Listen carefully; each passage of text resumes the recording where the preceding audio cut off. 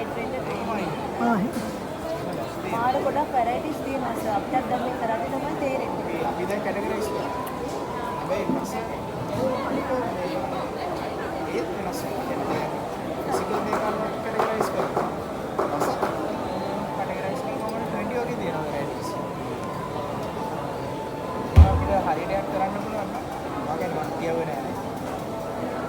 2030 Only production.